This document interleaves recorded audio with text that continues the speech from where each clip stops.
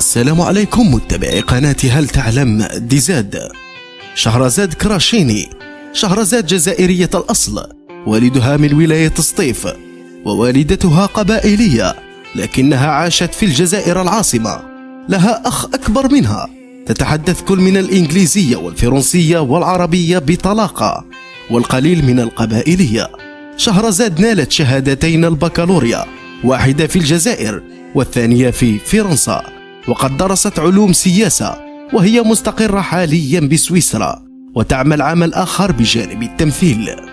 شهرزاد بدأت مهنتها كممثلة في 2012، لكنها حصلت على الشعبية بعد دورها في مسلسل الخاوة الذي عرض سنة 2017، وقد جسدت فيه دور سارة مصطفاوي، فتاة من ولاية وهران. قالت بأن الدور كان صعبا عليها لأنها اضطرت للتحدث باللهجة الوهرانية، لكنها شعرت بالراحة لأن بعض من أصدقائها الوهرانيين قاموا بمساعدتها لتحسين لكنتها الوهرانية. شهرزاد كراشيني ممثلة جزائرية، مواليد 14 فبراير 1992 بالجزائر. من أشهر أعمالها كممثلة فريال في مسلسل تحت المراقبة، وسارة في مسلسل الخاوة.